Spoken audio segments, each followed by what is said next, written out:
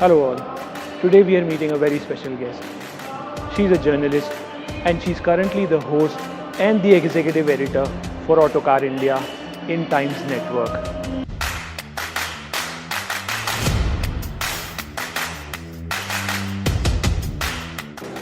She's got a lot of stars on her shoulder and I'm very excited to meet her. Yes, let's welcome Renuka Kriplani.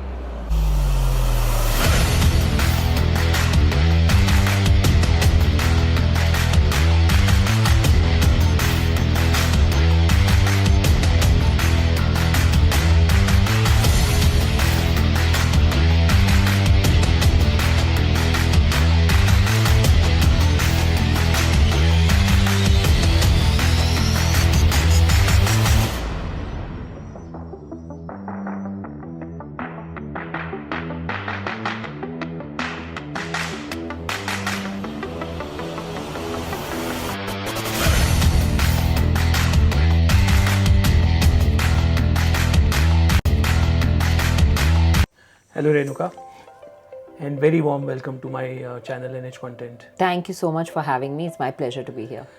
So to begin, Renuka, we all envy you, and I wish if I could have a job like you, wherein we're doing test drives for all new luxury or non-luxury cars every day. So tell us, how did it start for you? I mean, from the beginning. So I've always been in touch with cars. I grew up around them. My dad used to build cars, race cars, tune cars. So I grew up around a racetrack, worked with my dad at a certain point, opened out cars myself, built them myself. So I understand the engineering of a car from really actually working on a car. It's not textbook knowledge. And that interest has always remained. Post my children, the editor of Autocar India, who's Hormus Sarabji, dear friend of mine from the racing days, kind of called me and said, hey, we're starting a television show and we'd really like someone who knows cars to come and host the show. Would you be interested? And it was a great chance to get back into the world of automotive because I'd given up racing and rallying at that point of time. So I was really happy to reconnect and start again, and that's how the automotive journalism started. So pardon my cynicism, but were you doing rallies and doing racing as well before you started this? Yes. So in the 80s, 88 onwards to about 93 till 94 actually, where I got pregnant and then had my daughter, I was racing and rallying, actively. Okay, and where were these? I mean, in India? Around India, very much around India. In those days, nothing very fancy. We had Formula Marutis, which were 800cc engines built in Formula cars. We had the Fiats. I started, my first race was in a Fiat, believe it or not, with a, not even a stick shift. It was a column shift Fiat. So my first race was like that. And then, of course, it became the S-Team, the Gypsies, Maruti 800s. And that was the era of rallying in which I was there.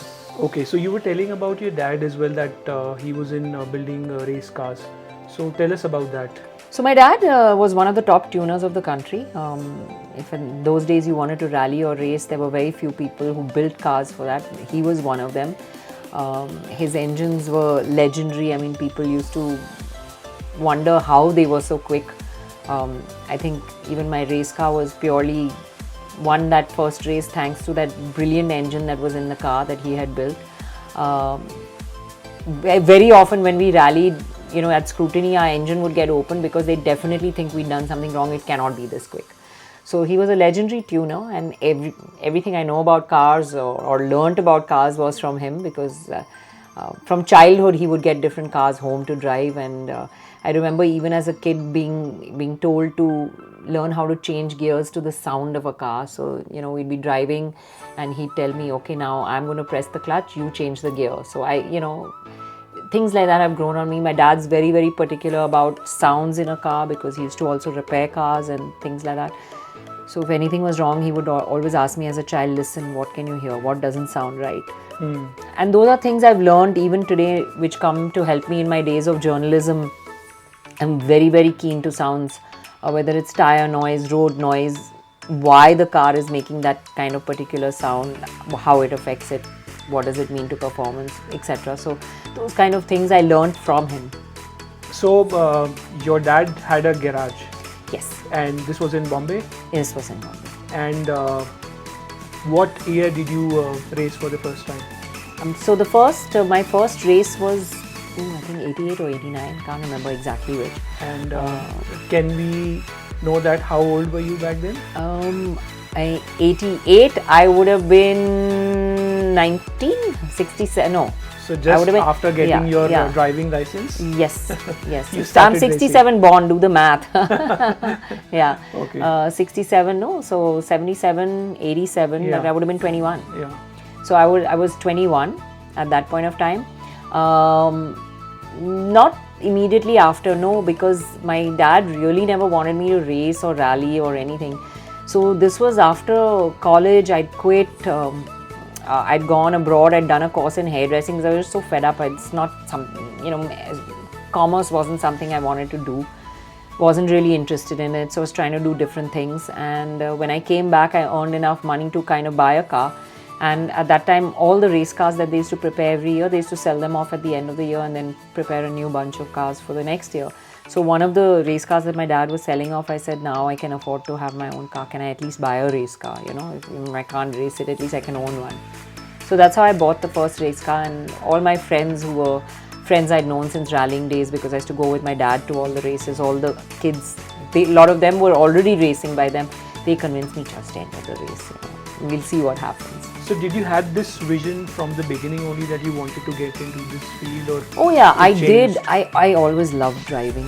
I wanted to be behind the wheel of a car from whenever I remember. I mean, parking the car, sitting on my dad's lap was a big highlight, the ability to do it yourself. The moment I could, press the clutch and change the gears, I think I was so excited. We would often be, when you're in a private house or somewhere in Mahabaleshwar or something, he would say, okay, now from here you can drive and park the car. So, I learned that pretty young.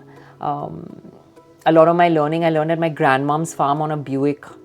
There was a massive Buick, and there we could bully the driver to let us drive the car. So, that's how we learned to drive. So, that's kind of, being behind the wheel is something I thoroughly enjoy. That engineering bent of mine, because I used to be at my dad's workshop a lot, opening out things. And when you're a kid and they want to keep you quiet, they'll give you something and say, yeah, open this and see how it works. So I kind of learned that, and it's always been a part of me. I like to know how things work. I like to find out how things work. I've always enjoyed it. And how had you convinced your father for this? Oh, I didn't. I just entered the race. He was not very excited about the fact, and he said, well, if you're doing it, you do it, then you do it on your own. And he didn't really help me at all. The mechanics at the garage pretty much knew me, so they were like, did whatever they could. One of my friends actually went and borrowed tires from my dad, because he looked at my tires and he said, are you mad? You can't race on these. These are like almost bald. You need new tires. Where am I going to afford new tires from? So he went and said, I'll get them. He went and borrowed them from my dad. He said, you better just win, because if you don't, then, we have to pay for these tires. So that was that. And then I went out and I qualified second in that race, I remember. And then the pressure was really on, because if you don't qualify in middle of the field, it's okay. Nothing to prove. But when you qualify second, then you know that there's a chance. Then you can't lose badly. So I qualified second and then went on to win that race. So yeah, it was a crazy race, but good fun, and I won. So I think that's when my dad started accepting that, this bug has bitten me and I'm not going to leave it. Okay. So tell us about your education, because you're saying that you were a commerce student. Correct. And you didn't do mechanical engineering. No. So I did want to, but in those days, like an MBA was a great thing to do. So my father thought, do commerce, do an MBA. It'll hold you good in your career. What are you going to be? Mechanic in a garage? No way. So that's kind of how I did it. And I think probably didn't put my foot down enough at that point of time to do mechanical engineering or fight enough. I kind of went with the flow. But textbook knowledge is textbook knowledge, I always feel. What you learn on the ground, what you learn by doing things is, I think always the practical knowledge is better. And I was lucky enough to get that practical knowledge. So I think it worked fine. Yeah, and you went abroad as well for some. I went abroad, I did a hair, yeah. So I stayed in London for a little while and did a hairdressing course over there because I was kind of fed up with what I was doing, and then came back, worked at the Taj for a while, and then summoned up the money. And then I think once I started racing, then it just became one event after the other. And then even my friends at the Taj said, you're wasting your time here because your heart is really there. And then I started working with my dad. That's when I started working with him, building my own race cars, helping him tune other cars, and just learning at the workshop. Okay. Although we all know what you do, you're working with Autocar, but give us a detailed description of how do you actually evaluate the car and how exactly you help. So it's different kinds of things. A big fight when I got into Autocar was the print guys versus me, which was television. So when you're doing television, you kind of get into the car, you drive, the camera's there, you have to speak, you have to evaluate it on the go. Right. And the print guys would drive the car, then they would think about it, then they would sum up their thoughts, then they would write their stories. And I kind of always felt like, I haven't gone enough in depth, and I could have said this or I could have said that. But I think as I grew to do it more and more often, you kind of get to know how to quickly evaluate a car, what are the key areas, and then you fill in the rest of the blanks in the rest of your story, which are things that you sum up or think about a little later. So I kind of had that little format in my mind and do it. I mean, what we used to do was, of course, talk about the exterior, the interior of the car, what's different, what's new, what we like, what we don't like. And I think a lot of people tend to rattle off a lot of specs when they speak. Like they'll talk about how much the performance is, what the numbers are, etc. And I think a trade secret that a lot of people don't know is I'm really bad at remembering these numbers. I often have to look and say, okay, it was that much. I Maybe think for because me, you're test driving a lot of so cars. many, and I mean, how are you expected to keep the numbers of so many thousands of cars in your head? But I think for me, what I want to hear from someone else is how they feel, how they perceive the car, and how it actually feels to drive, which is what I started doing, and which is how I narrate my stories. It's more my feel of the car, how I feel that the car performs, what would a customer want out of the car. So it's crazy because one day you'll be driving an Alto, one day you'll be driving a Ferrari. So it's not always easy to evaluate, and I think you have to learn to put it into perspective that this is an Alto. What is its purpose? Who is the customer? What are people who are buying this car going to look at, and what are their needs going to be? And then you evaluate the car based on that. I wouldn't, evaluate it on other things. Things I get bugged about is like if I'm sitting in the back seat, yes, I'm short, but I definitely know how this back seat is going to be for a tall person as well, because grant me that much that I've, had that much time or experience to understand what I'm saying. If Gordon Ramsay hasn't tasted Indian food, doesn't mean he can't talk about the taste of Indian food, Right. So it's when you're a specialist in your field, you learn to evaluate things in perspective. And I think that's what people don't get sometimes. They say, oh, she's so short, how would she know about the backseat? But do they really say that? Oh yeah, people on YouTube are commenters on YouTube who have no names and faces say all kinds of things. And I think sometimes they don't, realize how difficult it really is to do what we do. We often have a couple of hours. You have to manage to take all the shots. You have to manage to evaluate the car. You have to manage to speak right to the camera and get those things said and done. A lot of the interns who come and work with us get completely shocked on the first day when they come on a shoot. They don't realize that, you're out from 6 in the morning. You come home probably at 8 or 9 in the evening for that 1, 5 or 7 or 8 minute story. And you shot all day for it. So I think people don't realize the kind of work that goes into it or how easy or difficult it is. A lot of people think, oh, I can do this. And nowadays everybody has a phone and speaks to the phone, so it's a lot easier.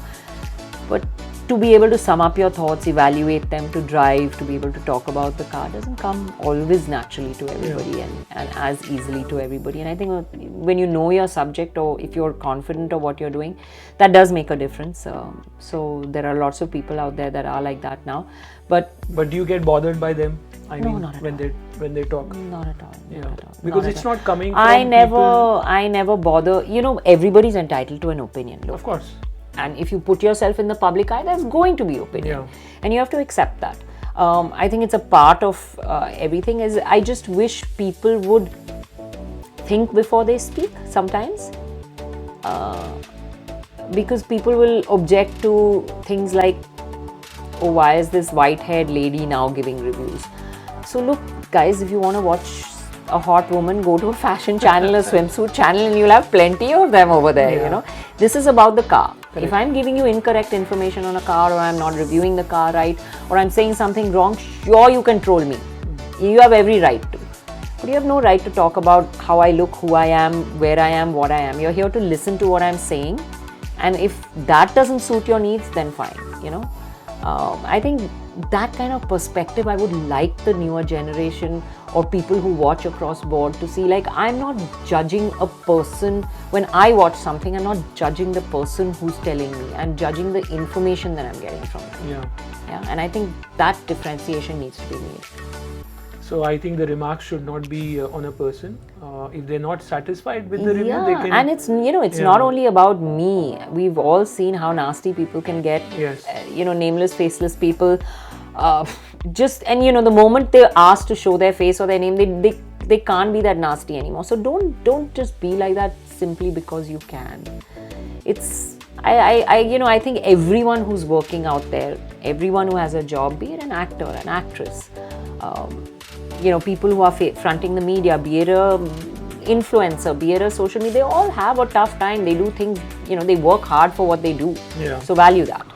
It's not, you know, I mean, I understand that you're sitting there and watching, and if you don't like it, you can switch to another channel. It's always possible, right? Yeah. Nobody's forcing you to sit here and watch something. So I think those kind of things, I don't get affected by it, because if I had, I'd probably have quit long ago. But I just think I wish I could educate people on that, and I wish people would be more sensitive. Right now you have that source of educating people. Yeah, I think, you know, people need to be more sensitive to people and what they're doing and how they're doing, and look into the work. I mean, you know, actors and actresses, people troll them, but you think it's easy to stand in the snow in a sari in the freezing cold and pretend like you're completely chilled. It isn't. Yeah. That's also a very, very hard job. It's a very difficult. So I was just doing some research, and I saw that you have done 9,000 plus kilometers rally. Yeah, so that wasn't really a rally. It was more a kind of convoy-led rally, which was organized for the government of India. So we helped organize that for the government of India from Autocar India, and we tied up with CII, and we were the logistic partner for organizing the route and maintaining the convoy and things. It was very interesting.